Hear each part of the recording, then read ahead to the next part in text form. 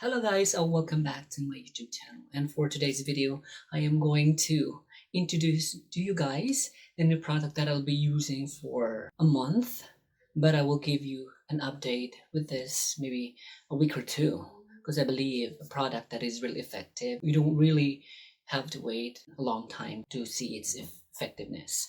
So without further ado, let's get right into it.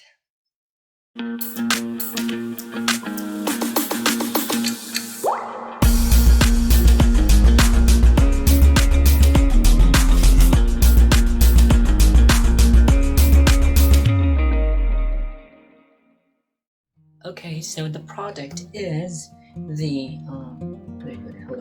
the ordinary niacinamide 10% plus zinc 1%. Nabili ko to online again, of course, before pa ng ECQ kasi, and it's been sitting here for quite some time, so I don't have the time to make a review of this product. So it's the ordinary niacinamide 10% plus zinc 1%, high strength vitamin and mineral blemish formula. Nilook up ko siya dun sa actually it says here that it's really good. This regulates sebum and minimize pores. I think this is really good for me based on what it claims for. Regulates sebum and minimize pores because malalaki kasi yung pores ko, and then madali siyang pasukan at saka oily yung face ko. Madali magbe-build yung sebum. So it says regulate sebum, so it will be good, and hopefully after a week or two na nagamit ko, I hope na makita ko yung result, so that magbibigay ako ng update kung ano man yung kiniklaim na product na to. So this is the product. Ito yung bottle inside. Ito siya. Hindi ko siya nabawasan.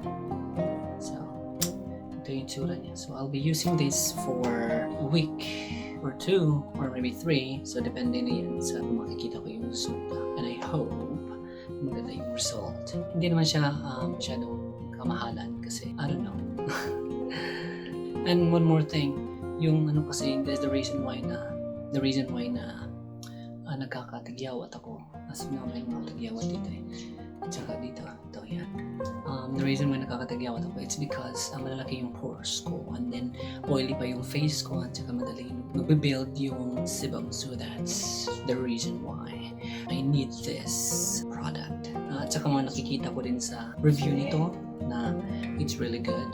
So I hope talaga. So I think that's all for this video, and if you have any question, but don't worry guys, I'll give you guys an update as soon as possible. Sana lang maging effective to. So I think that's all for this video, and I hope you guys, and see you next week, 2 or 3 or maybe a month. I don't know. So thank you so much for watching this video. Once again, it's your boy, JimBoi.